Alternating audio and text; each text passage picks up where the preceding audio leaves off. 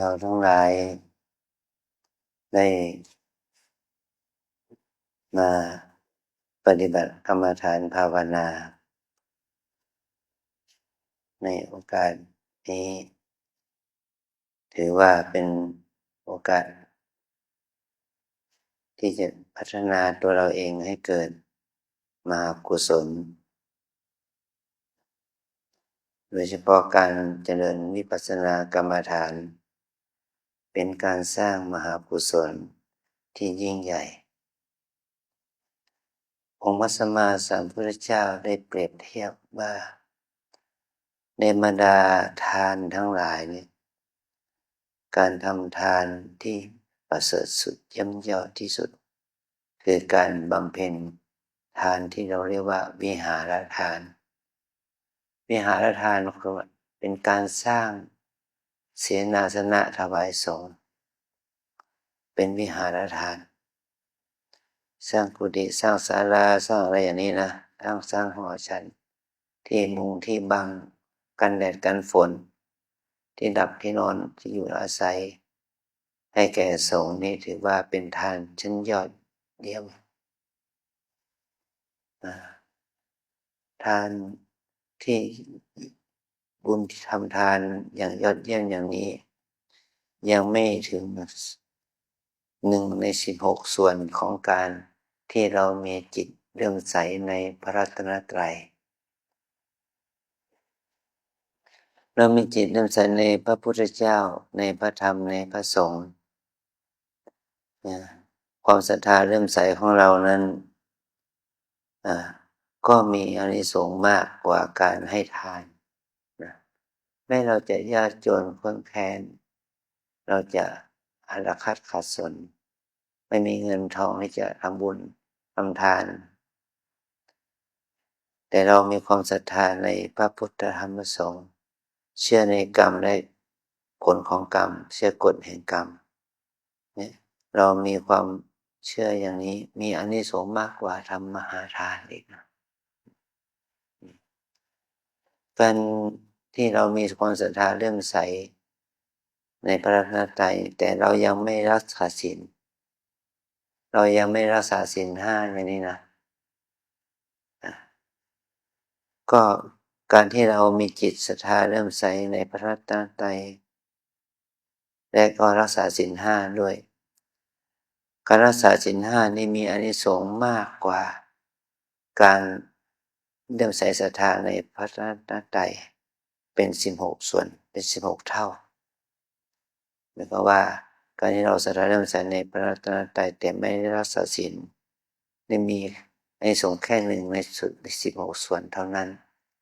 นี่เราเปรียบเทียบว่าฉันเป็นชาวพุทธแต่ฉันยังถือศีล 5ไม่ได้อย่างนี้แหละฉันยังทำบาปทำกรรมอยู่อย่างนี้แต่เราเชื่อกฎแห่งกรรมว่าเราจะต้องเราทำดีก็ได้ดีทำชั่วก็ได้ชั่วเราไม่ได้นับถือศาสนาอื่นลัทธินิกายอื่นแต่เราก็ยังรักษาศีลไม่ได้เนี่ย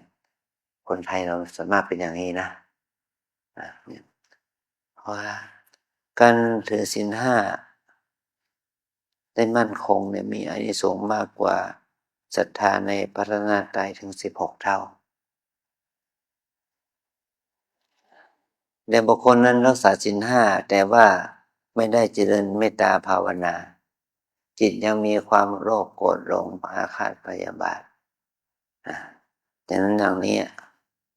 ไม่มีเมตตาจิตแต่คนที่มีเมตตาจิตจะมีอานิสงส์มากกว่าการรักษาศีล 5ถึง16เท่าหมายความว่าคนถือศีล 5อย่างเคร่งครัดจะได้อานิสงส์เทียบกับเมตตาจิตได้แค่1ส่วนใน16ส่วนนะเรามาปฏิบัติธรรมเราต้องฝึกให้เรามีเมตตาจิตแม้ว่ามดตัวหนึ่งแมลงตัวยุงหนึ่งยุงตัวหนึ่งเราจะไม่ตบไม่ฆ่านะเราจะจิตของเราจะไม่มีความเข้าไปอยากจะได้ทรัพย์สมบัติของคนอื่นมาเป็นของตนโดยการลักขโมยอย่างนี้นะเราจะต้องมีจิตสำรวมในสามีภรรยาของตน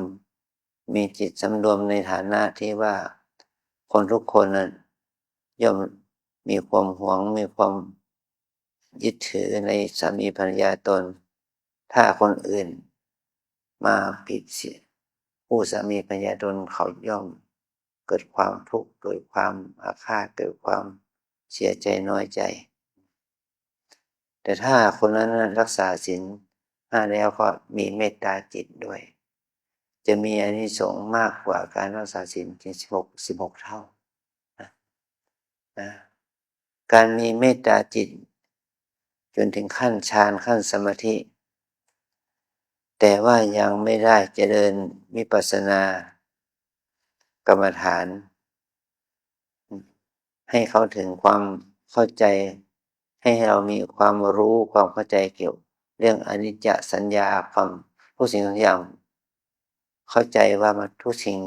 มันเป็นของไม่เที่ยงเป็นทุกข์เป็นอนัตตาอย่างนี้นะเข้าใจด้วยปัญญาการภาวนาเนี่ย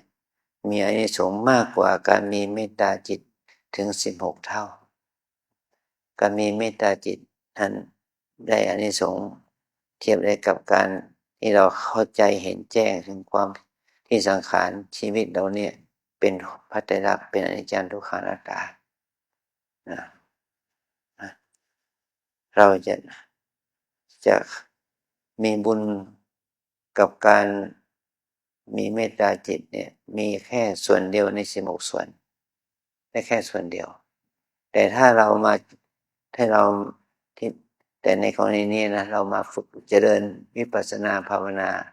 เพื่อให้เราเข้าใจกฎอนิจจังทุกขังอนัตตาของกายใจนี้ของชีวิตนี้นะชีวิตนี้ย่อมอยู่ในเงื่อนไขตกอยู่ในกฎอนิจจังทุกขังอนัตตาเป็นของไม่เที่ยงเป็นทุกข์ไม่ใช่ของมีตัวตนอย่างนี้มันถือว่าเป็นยอดแห่งบุญเป็นยอดของกุศลในการมาทำความดีในขณะที่เรามาทำความดีเนี่ยเราได้ชื่อว่าเราได้ทำบุญภาวนาเนี่ยที่เป็นวิปัสสนาภาวนาเนี่ยเป็นยอดแห่งบุญนะแม้ว่าเราจะทำไม่ว่าเราจะมาปฏิบัติ3 วัน 5 วัน 7 วันเนี่ยมันก็มีอานิสงส์สูงสุดแต่เราจะมาปลื้มใจเราจะมาปลื้มใจในบุญกุศลของเรานี้อย่างไรที่จะให้มันมีพลังก็มีความปลื้มใจในข้อนี้ที่ว่าเรามาปฏิบัติธรรมเนี่ยไม่ใช่มาปฏิบัติธรรมเพื่อคนอื่นมาปฏิบัติธรรมเพื่อตัวเราเองเมื่อเรามาปฏิบัติธรรมเพื่อตัวเราเองเนี่ยเราจะได้รู้ว่าสิ่งที่เกิดขึ้นตั้งอยู่ดับไปเนี่ยมันเป็นอานิสงส์บุญแก่เรานะ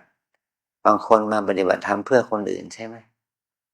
ไปทำเพื่อคนเพื่อลูกเพื่อหลานเพื่อพ่อเพื่อแม่เพื่อคนนั้นคนนี้เมื่อเรามาปฏิบัติธรรมเพื่อคนอื่นเราจะความศรัทธาความแน่วแน่ของเราก็จะไม่เท่ากับการมาปฏิบัติธรรมเพื่อตัวเองให้เรารู้ถึงการกระทำทุกขณะเนี่ยเหมือนกับเราหายใจเราไม่ใช่หายใจเพื่อคนอื่นนะใช่ไหมเราหายใจเพื่อตัวเองเรากินข้าวไม่ใช่กินเพื่อคนอื่นกินเพื่อตัวเองใช่ไหมเราดื่มน้ำไม่ใช่ดื่มเพื่อคนอื่นนะดื่มเพื่อตัวเองนะเนี่ยความหิวความกระหายความที่มีลมหายใจได้ไม่ใช่เพื่อคนอื่นแต่เพื่อตัวเองเนี่ยเพื่อตัวเองเนี่ยการภาวนาก็เหมือนกันการมีสติมีสมาธิมีความเพียรมีความอดทนที่มันเกิดขึ้นในขณะที่เรามาปฏิบัติทุกลมหายใจมันเป็นการกระทำเพื่อตัวเองการทำเพื่อตัวเองเนี่ยไม่ใช่ว่าทำด้วยความรู้สึกเห็นแก่ตัวไม่ใช่ทำด้วยความรู้สึกสนองความโกรธความโลภความหลงของตนเองแต่เราทำเพื่อละความโกรธโลภหลงเอาไปจากตัวเราเองละความเห็นแก่ตัวที่เกิดขึ้นในตัวเรา ความเห็นแก่ตัวความโลภความเกลียดตัณหาราคะมันจะได้ระงับออกไปจากใจเราไปอันนี้แหละมันเป็นอานิสงส์นอกจากเป็นอานิสงส์แก่ตนแล้วมันก็เป็นอานิสงส์แก่ผู้อยู่รอบข้างคู่ชีวิตสามีภรรยาบุตรธิดาพ่อแม่และทุกคนในครอบครัวทุกคนในสังคมนะทุกคนในองค์กรก็ได้รับอานิสงส์จากการที่เรามีจิตดีมีจิตที่เป็นกุศลมีจิตที่สะอาดมีจิตที่ได้ระงับดับราคะดับโทสะโมหะอันนี้แหละเป็นอานิสงส์ของการเจริญวิปัสสนากรรมฐานนะวิปัสสนาแปลว่าปัญญาเห็นแจ้งวิแปลว่าวิเศษปัสสนาแปลว่าเห็นแจ้งเป็นวิเศษคือเห็นแจ้งความจริงว่าที่เราเรียกว่าชายหญิงนี่แท้จริงคือธรรมะนี่คืออะไรคือกายคือรูปธรรมใจคือนามธรรมกายใจเป็นรูปธรรมนามธรรมเนี่ยนี่เราเรียกธรรมะนะธรรมะที่เราเรียกว่าขันธ์ห้าคือร่างกายและจิตใจขันธ์ห้ามีลักษณะอย่างไรมีลักษณะ3อย่างกายใจนี้เป็นอนิจจังเป็นของไม่เที่ยงกายใจนี้เป็นทุกข์เป็นของที่ทนอยู่ในสภาพเดิมไม่ได้กายใจนี้เป็นอนัตตาไม่อยู่ในอำนาจบังคับบัญชาไม่ได้อย่างนี้นะให้เรารู้ถึงความจริงของกายใจนี้ของขันธ์ห้านี้เป็นของไม่เที่ยงเป็นทุกข์เป็นอนัตตาแต่ว่ามันไม่ใช่ว่าเมื่อเห็นอย่างนี้แล้วรู้อย่างนี้แล้วเราก็ไม่ทำอะไรเลยอันนั้นความคิดอย่างนี้ไม่ถูกนะเมื่อเราเห็นว่ากายใจนี้เป็นของไม่เที่ยงเป็นทุกข์เป็นอนัตตาเราก็พึงใส่ใจจดจ่อมีความเพียรบากบั่นให้เกิดปัญญาศีลสมาธิให้ปัญญาศีลสมาธิเกิดขึ้นในใจเราให้มากเพราะชีวิตของเรามันอายุไม่เกิน100 ปีหรอกไม่ถึง100 ปีมันตายละ มันนี่แหละเราจะต้องตายแน่นะที่ว่าเราอธิษฐานเมื่อกี้นะเป็นโชคอันดีถ้าเราเกิดมาเป็นมนุษย์ได้พบพระพุทธศาสนาแต่เราจะต้องตายแน่ก็แม้แต่พระพุทธเจ้าพระสัมมาสัมพุทธเจ้าองค์ที่เป็นประมุขของพุทธศาสนาเป็นเจ้าของศาสนาพระองค์ตรัสรู้เองแล้วพระองค์ยังไม่รอดเลยเพราะความแก่เจ็บตายเป็นของธรรมดาแต่ปัญญาความรู้หรือธรรมะที่พระองค์สอนนั้นมันเป็นอมตะมันกับแบบเป็นกับหลักวิทยาศาสตร์เนี่ยกฎแห่งความโน้มถ่วงนะทำให้เรายังอยู่ในโลกนี้ได้ถ้ากฎแห่งความโน้มถ่วงมันไม่มีแรงโน้มถ่วงมันไม่มีชีวิตของเราจะอยู่กับโลกนี้ได้ไหมมันก็ไม่ได้ใช่ไหมชีวิตของเราจะต้องล่องลอยออกไปสู่อวกาศชีวิตมันไม่สามารถจะอยู่ได้นะนี่คือกฎแห่งความโน้มถ่วงเนี่ยมันเป็นกฎวิทยาศาสตร์แม้แต่นักวิทยาศาสตร์คนที่ได้ค้นพบกฎเกณฑ์นี้ได้ตายไปแล้วแต่กฎนี้ยังมีอยู่อย่างนี้เลยนะเนี่ยกฎวิทยาศาสตร์มันเป็นของเที่ยงเป็นของจริงแต่คนที่ค้นพบคนที่รู้นะมันก็ไม่เที่ยงมันก็ดับไปแม้แต่องค์พระสัมมาสัมพุทธเจ้าสอนเรื่องเกี่ยวกับอริยสัจสี่กฎพระไตรลักษณ์เนี่ยพระองค์ก็นิพพานไปแล้วพระอรหันต์ทั้งหลายก็นิพพานไปแล้วแต่กฎข้อความจริงอย่างนี้มันมีอยู่จนถึงทุกวันนี้มีอยู่ถึงทุกวันนี้เอาอย่างง่ายๆนะกฎแห่งความทุกข์คืออะไรคือเกิดแก่เจ็บตายเกิดแก่เจ็บตายเนี่ยเราจะเป็นใครจะเป็นอภิมหาเศรษฐีเป็นผู้มีอำนาจล้นเหลือจะเป็นใครก็ตามแต่จะเป็นคนผิวสีผิวดำผิวขาวอะไรก็แล้วแต่เกิดมาแล้วต้องแก่เหมือนกันหมดไหมเจ็บเหมือนกันไหมมีเจ็บเหมือนกันนะมีตายเหมือนกันไหมเนี่ยนี่แหละเรียกว่าความเกิดแก่เจ็บตายเนี่ยมันมีกับทุกคนไม่ว่าคนนั้นจะเป็นชาวพุทธหรือชาวคริสต์อิสลามซิก หรือคนไม่มีศาสนาคนที่ไม่เชื่อคนที่ไม่มีศาสนาก็มีความแก่ความเจ็บความตายเหมือนกันใช่ไหมแต่ถ้าเรามีความเชื่อในศาสนาในคำสอนของพระพุทธเจ้าอย่างแล้วก็นำเอามาประพฤติปฏิบัติมันก็ได้อานิสงส์เพราะว่าเราได้รู้ถึงกฎแห่งพระไตรลักษณ์มันเป็นกฎวิทยาศาสตร์ทางธรรมชาติของสัตว์โลกที่เกิดมาทุกคนก็ตกในกฎนี้แหละเมื่อเราเข้าใจกฎแห่งธรรมชาติอย่างนี้เข้าใจความเป็นอนิจจังทุกขังอนัตตาของชีวิตอย่างนี้เราจะไปมัว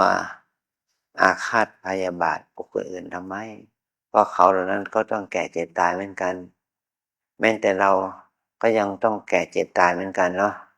เราจงให้อโหสิแก่กันและกันเถอะนะ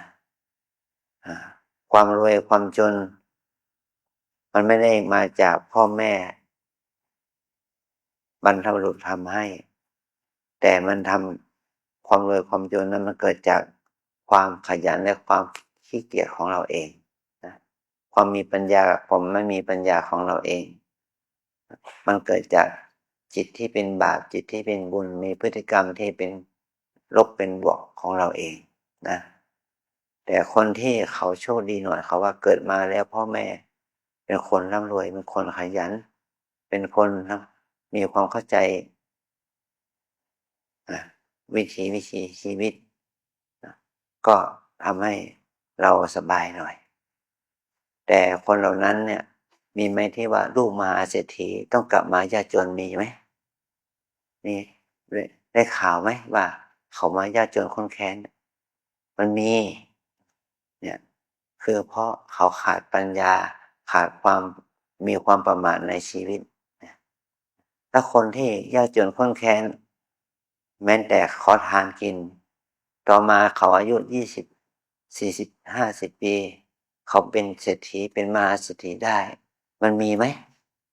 มันก็มีเพราะความที่เขาเฉลียวฉลาดให้หาโอกาสทำธุรกิจการงานทำธุรกิจการงานแล้วก็เขาก็ร่ำรวยมีสินมีทรัพย์มีเงินมีทองเนี่ยเพราะอาศัยสติปัญญาแล้วก็รู้ทางที่ถูกต้องก็ทำให้เขามีฐานะร่ำรวยขึ้นมาได้จากความยากจนข้นแค้นก็กลายเป็นคนเป็นเศรษฐีมีทรัพย์ได้อันนี้เลยถือว่ามันอยู่ที่สติปัญญาและโอกาสของเราที่จะเจริญหรือจะเสื่อมก็เหมือนกับเรามาปฏิบัติกรรมฐานภาวนาที่นี่เรามา3 วัน5 วัน7 วันเนี่ยถ้าเราตั้งใจให้ดีมันเหมือนกับว่าเราไปหาเม็ดพันธุ์หรือต้นกล้าที่มีความสมบูรณ์นะมาได้แค่เม็ดเดียวกล้าเดียวแต่ถ้าเราเอาไปปลูกเอาใจใส่ดูแลมันอย่างดีมันก็เป็นเม็ดพันธุ์กล้าพันธุ์ที่จะทำให้เกิดต้นไม้มีดอกมีผลถ้าเราขยายพันธุ์มันด้วยการอาศัยเมล็ดหรือการตัดต่อพันธุกรรมมันก็ขยายพันธุ์ได้มากมายถ้ามันขยายพันธุ์ได้ดีแล้วเราก็จะได้ดอกได้ผลมันจากการที่เรามีความขยันมีความใส่ใจอันนี้แหละถือว่าเป็นเหตุให้เราประสบความสำเร็จในชีวิตนะถ้าเรามีความขยันหมั่นเพียรในการภาวนาอย่างนี้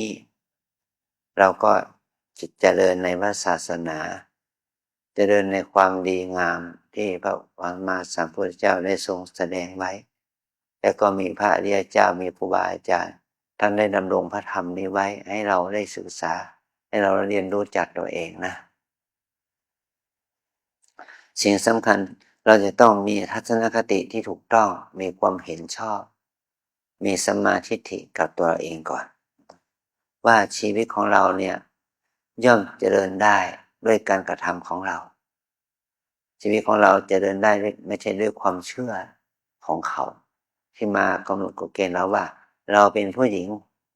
เราเป็นผู้ชายเราเป็นพระเราเป็นโยมถึงจะเจริญได้เหมือนกับชาวอินเดียเขาถือวันนะ คุณเกิดมาอยู่ในวรรณะไหนก็ตามแต่ถ้าคุณ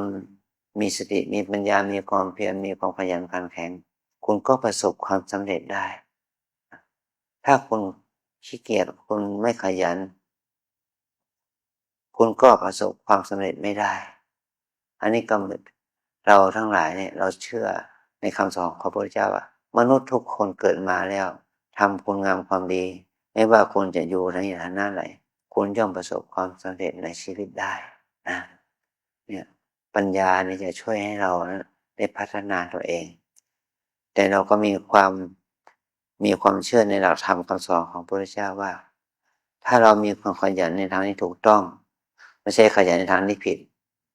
ไม่ใช่ว่าขยันไปหาอบายมุขอันนี้ไม่ขยันในทางที่ผิดขยันไปเสพไปค้าขายสิ่งเสพติดจริงส่วนเนี่ยขยันไปทำกิจกรรมที่มันไปหลอกลวงเขาไปทำพวกสแกมเมอร์แข่งคอลเซ็นเตอร์ล่ะมันก็เสื่อมนะเนี่ยมันก็เสื่อมกิเลสมันเกิดอกุศลมันเกิดมันก็ทำให้ตนเองเสื่อมเป็นที่สุดอันนี้ถือว่าให้เราต้องมีทัศนคติต่อวิถีชีวิตอาชีพการงานที่ดีที่พระองค์พระสัมมาสัมพุทธเจ้าจัดว่าเป็นสัมมาอาชีวะการดำเนินชีวิตชอบเนี่ยกายกรรมวจีกรรมต้องเป็นกายกรรมวจีกรรมที่เป็นบุญเป็นความดีที่เป็นประโยชน์ต่อตนและคนอื่นอย่างนี้นะแล้วตอนนี้เรารู้ให้เราก็จะได้มีกำลังใจในการปฏิบัติภาวนานะขอให้เราได้ฝึกฝนอบรมตัวเองสืบต่อไปตอนนี้ไปให้เราได้กล่าวคำสมถานกรรมฐานนะวิปัสสนากรรมฐานตามแนวสติปัฏฐานมีสี่อย่างหนึ่งกายสองเวทนาสามจิตสี่ธรรมวิปัสสนากรรมฐานตามแนวสติปัฏฐานมีสี่อย่างหนึ่งกายสองเวทนาสามจิตสี่ธรรมกายเวทนาจิตธรรมกายานุปัสสนาเวทนานุปัสสนาจิตตานุปัสสนาธรรมานุปัสสนาสี่อย่างนี้เขาเรียกว่าบ่อเกิดหรือที่ตั้งแห่งการเจริญสติหมายความว่าสติจะเกิดขึ้นกับตัวเรานะสติความมั่นใจที่ระลึกในทางที่เป็นกุศลมันจะเกิดขึ้นที่เราเมื่อเราจดจ่อใส่ใจอยู่กับกายตั้งแต่การกราบการเดินการนั่งการดูอาการของยุบตั้งแต่ตื่นนอนถึงดับนอนเนี่ยถ้าเราเคลื่อนไหวอาการของกายถ้าเรามีสติกับกายเหล่านั้นเดี๋ยวสติมันเกิดขึ้นเพราะอาศัยมีกายเป็นฐานมีกายเป็นอารมณ์นะอันที่สองมีสติกับเวทนาเมื่อเรามีกายก็มีเวทนาเนาะเวทนาทางกายถ้าเวทนามันมีทางจิตด้วยสุขทุกข์ทางกายทางใจก็คือดีใจเสียใจเฉยๆดีใจมีบางครั้งนะเสียใจมีบางครั้งส่วนมากก็เฉยๆธรรมดาดีใจเสียใจเฉยๆนี่เราเรียกว่าเวทนาสุขทุกข์ทางกายกายเป็นสุขไม่เจ็บไม่ปวด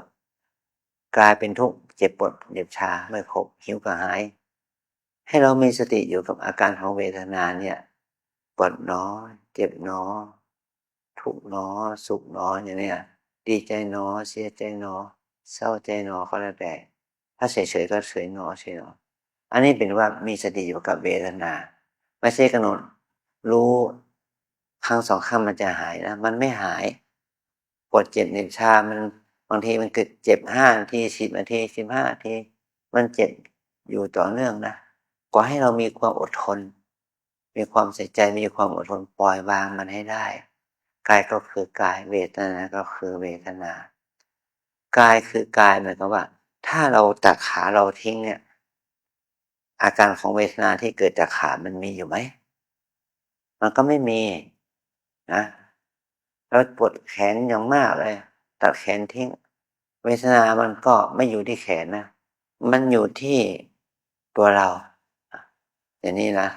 มันเจ็บมันปวดที่ไหนจะเป็นมะเร็งเป็นโรคความดันเบาหวานอะไรก็ตามแต่มันเจ็บมันปวดขึ้นมาเราไม่ใช่ตัดทิ้งแต่ให้เรารู้ความเป็นจริงของเวทนาว่าเวทนามันเพียงแค่อาศัยกายมันเหมือนกับว่าเรามีสายไฟแล้วก็มีไฟฟ้าช็อตนะถามว่าสายไฟช็อตหรือว่าไฟฟ้ามันช็อตไฟฟ้ามันช็อตหรือสายไฟมันช็อตฮะไฟฟ้าช็อตหรือสายไฟช็อตไฟฟ้าช็อตนะถ้าเราเอาสะพานไฟลงซะมันก็ดับใช่ไหมนะมันก็ดับนะไฟฟ้ามันมีมันก็ช็อตมันมีแต่สายไฟมันไม่ช็อตหรอกนะอันนี้แหละเราต้องแก้ไขที่การต่อสายไฟให้มันดีไฟฟ้ามันจะไม่ช็อตมันเหมือนกับว่าเราจะต้องรักษาสุขภาพกายให้ดีทุกขเวทนามันก็จะไม่เกิดเราต้องฝึกวันแรกวันนี้มันปวดมันเจ็บวันพรุ่งนี้มันจะหายมันจะคลายไปอย่างนี้นะเป็นชาวต่างชาติที่เขามาปฏิบัติธรรมเขาไม่ถนัดในการนั่งสมาธิเขาสู้กับเวทนาไม่หลายวันพอ7 วัน10 วันไปเขาก็นั่งชั่วโมงหนึ่งได้แต่คนไทยเรานั่ง15 นาทีมันก็ปวดเห็นไหมมันก็เจ็บถ้าเราฝึกเหมือนกับเขาละอยู่5 วัน10 วัน15 วัน1 เดือนละมันก็นั่งชั่วโมงได้เหมือนเขานั่นแหละให้เรารู้ว่าทุกข์มันก็เกิดกับทุกคนสุขมันก็เกิดกับทุกคนได้นะถ้าเราปรับปรุงตัวเองมันก็ดีขึ้นถ้าเราไม่ปรับปรุงตัวเองมันก็ไม่ดีขึ้นมันเหมือนกับคนเราเนี่ยมาใหม่ๆเนี่ยนั่งกับพื้นยังนั่งไม่ได้เลยหาเก้าอี้มานั่งพอ2-3 วันก็นั่งกับพื้นได้เนี่ยอันนี้เราจะต้องฝึกฝนตัวเองให้มันดีขึ้นสุขภาพของเราจะได้ดีขึ้นนะอันที่3จิตความคิดเรามาเป็นบัดใหม่เนี่ยใจมันคิดเรื่องนี้คิดเรื่องนั้นคิดอดีตคิดอนาคตคิดดีคิดไม่ดีคิดในเรื่องที่ก่อให้เกิดเป็นบาปเป็นอกุศลเราอาฆาตพยาบาทเขามันคิดอย่างนี้มันไม่เกิดผลดีต่อเราให้เรามาปฏิบัติธรรมเราต้องมาฝึกละความคิดมาที่ภาษาคำพังเพยง่ายๆว่าบุญคุณต้องทดแทนแค้นต้องชำระเราจะต้องชำระมาให้ได้คือชำระออกไปจากจิตไม่ใช่ไปชำระกับเขาไม่ใช่ไปเอาหัวเขาไม่ใช่ไปตีหัวเขาแต่เราชำระออกจากใจเรานะบุญคุณต้องทดแทนเขาทดแทนบุญคุณเขานั้นถูกต้องแล้วแต่แค้นต้องชำระนะชำระออกจากใจตัวเองให้ได้ชำระบัญชีออกเอาความคิดที่ไม่ดีออกจากใจเราให้ได้อย่างนี้แหละถือว่าการปฏิบัติธรรมได้ผลนะถ้าเรามีความอาฆาตพยาบาทแล้วปล่อยวางไม่ได้มันก็เป็นการปฏิบัติธรรมที่ไร้ผลนะขอให้เรานั้นได้ให้อโหสิกรรมนะไม่เข้าไปยึดมั่นถือมั่นไม่เข้าไปยึดติดในสิ่งที่เป็นบาปเป็นอกุศลเป็นโทษที่เขาทำอะไรกับเราก็ตามเขาจะพูดจะด่าว่าอะไรก็ตามก็ขอให้เรานั้นได้มีอโหสิกรรมมีอภัยทานให้เกิดอภัยทานจะเกิดขึ้นกับเราก็ต่อเมื่อเรานั้นได้ฝึกจิตของเรานะอันที่4ก็คือธรรมานุปัสสนาการระลึกถึงเราทุกคนมีระลึกถึงอารมณ์ที่กระทบทางตาหูจมูกลิ้นกายใจอย่างนี้มันเป็นธรรมชาติของเรานะเรามีตาก็ย่อมเห็นมีหูก็ย่อมได้ยินมีจมูกก็ย่อมมารู้กลิ่นมีลิ้นก็ย่อมรู้รสมีกายก็ย่อมรู้สัมผัสอย่างนี้แหละถ้าเรารู้อย่างนี้แล้วเราขาดสติมันจะเกิดความรู้สึกชอบบ้างไม่ชอบบ้างฟุ้งซ่านรำคาญสงสัยชอบไม่ชอบฟุ้งซ่านรำคาญสงสัยที่เราเรียกว่านิวรณ์เกิดขึ้นเมื่อตาเห็นหูได้ยินจมูกได้กลิ่นลิ้นได้รสกายได้สัมผัสเนี่ยถ้าเรามีสติแล้วก็มันจะละความโลภความโกรธความหลงชอบไม่ชอบฟุ้งซ่านรำคาญสงสัยเป็นไปได้มันก็ก่อให้เกิดกุศลจิตกุศลธรรมขึ้นมา กับตนจิตใจเราเองนะเมื่อจิตใจเราเป็นกุศลแล้วก็จะทำให้การเห็นการได้ยินของเรานั้นเป็นบุญเป็นบวกเป็นความดีเกิดขึ้นแทนอกุศลความชั่วก็มันจะดับลงไประงับลงไปอันนี้เป็นผลของการปฏิบัติภาวนาของเรานะกินน้อยนอนน้อยพูดน้อยปฏิบัติให้มากเอาใจใส่ตัวเองเอาใจใส่ดูแลตัวเองอย่างนี้นะให้เรามีโอกาสปฏิบัติสัก15 นาทีเดิน15 นาทีนั่งสลับกันไปต่อเนื่องชั่วโมง2 ชั่วโมง3 ชั่วโมงวันหนึ่งให้ได้6 ชั่วโมงเป็นต้นนะแล้วก็จะทำให้การปฏิบัติของเราดีขึ้นนะขออนุโมทนา